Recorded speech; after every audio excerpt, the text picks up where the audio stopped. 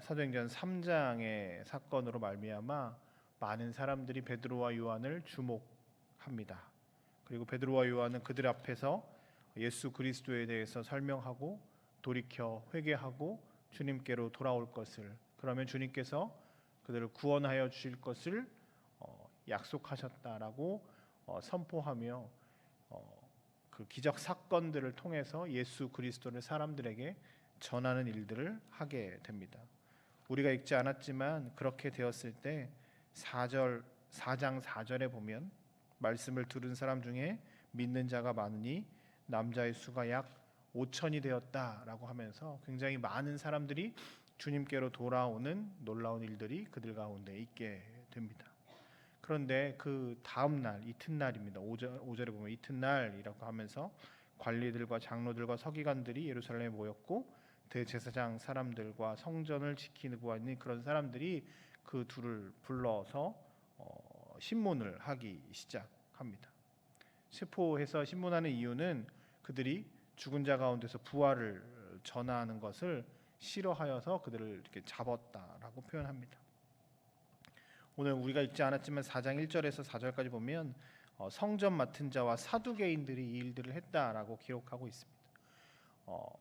우리가 성경에 나와 있는 집단 가운데 바리새인들 잘 아시는 것처럼 사두개인이라고 하는 집단들이 있습니다. 쉽게 이야기하면 이 사람들은 교회의 정점에 있는 권력가들이고 원래부터 이렇게 교회에서 잘 섬겼던 리더 역할들을 감당했던 거의 최상류층의 사람들이라고 알려져 있습니다.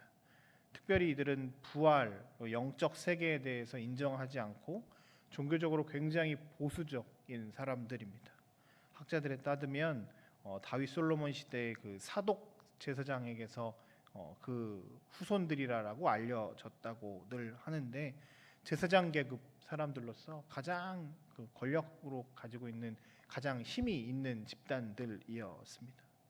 이 사람들이 지금 베드로와 요한을 잡았습니다.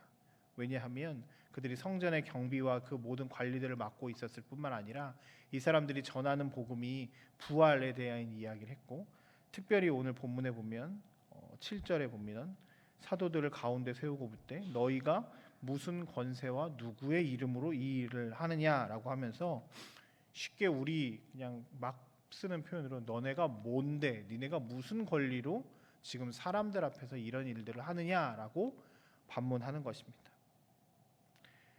이런 일들을 해야 하는 사람들은 높은 자기들이고 이런 힘과 능력이 있어야 되는 사람들은 교회 최권력자들만 이런 일들을 해야 되는데 어디서 듣도 보지도 못한 사람들이 이런 일들을 하느냐라고 하면서 반문하고 그들을 신문하는 것이 오늘 본문의 내용이었습니다.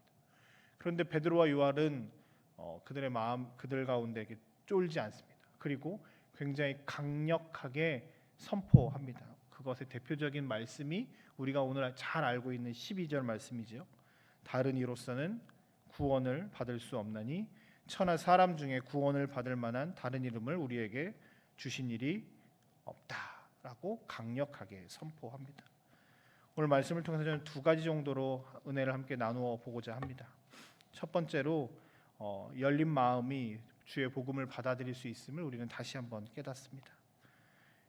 우리가 신앙생활을 점점 오래 하다 보면 오래 할수록 하나님을 향한 마음이 열려 있고 부드러운 마음이 아니라 딱딱해지고 고정관념이 생기고 여러 가지 많은 생각들이 우리를 더 단단하게 하는 경우가 많이 있습니다. 이것이 우리가 믿음이 단단해지는 것과 좀 다르게 이것은 안 돼, 이것은 마음에 들지 않아, 이것은 틀린 거야 라고 하는 닫힌 마음들이 우리 가운데 점점 더 많아지는 경우가 있습니다. 오늘 사두개이들은 자기 눈앞에 펼쳐지는 놀라운 기적들을 봅니다.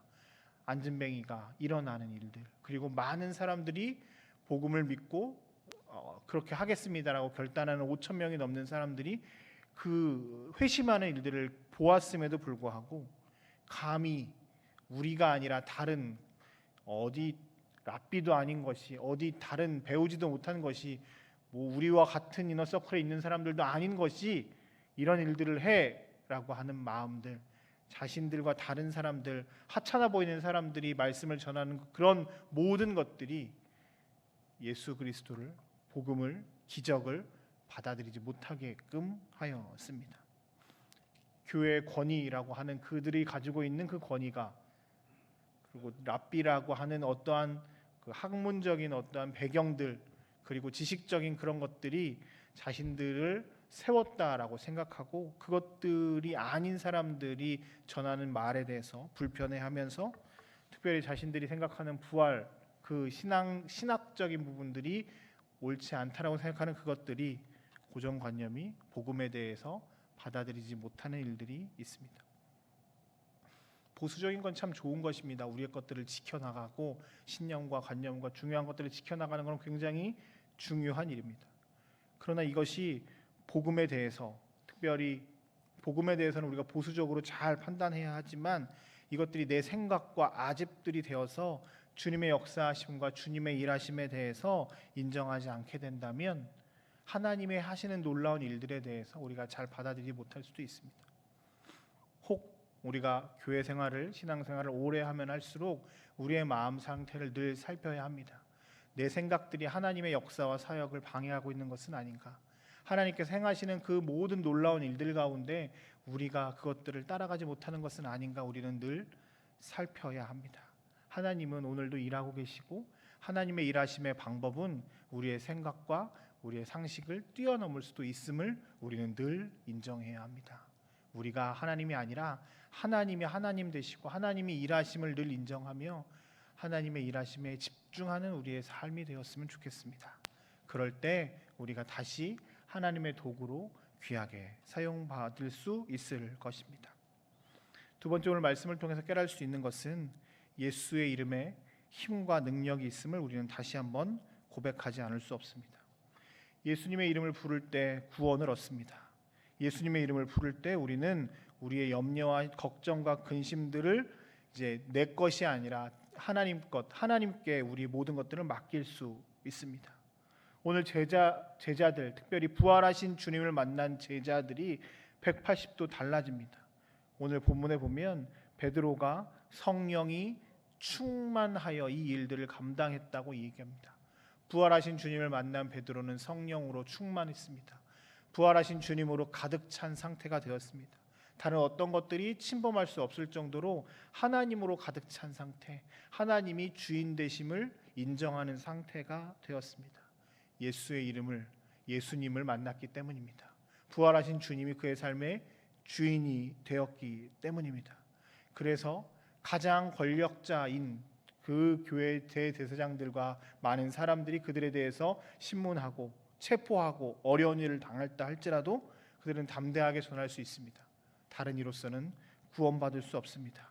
이 아픈 사람들을 치유한 것은 내가 아니라 예수의 능력으로 치유했습니다. 주님의 이름으로 이 일들을 감당했습니다라고 고백합니다.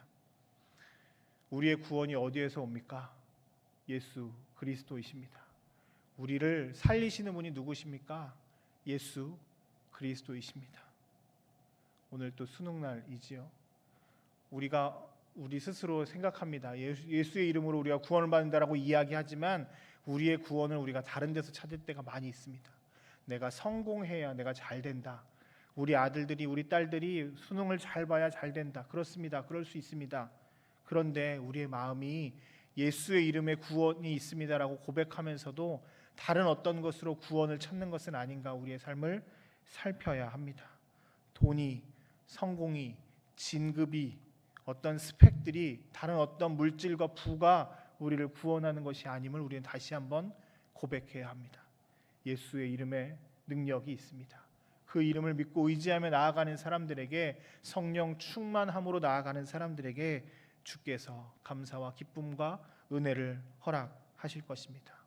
오늘 하루 예수의 이름에 힘이 있음을 고백하며 주님만이 나를 구원하시는 분입니다라고 고백하며 주의 일하심을 믿고 승리하며 주님께 나아가는 저와 여러분들의 삶이 되시길 주의 이름으로 축복합니다.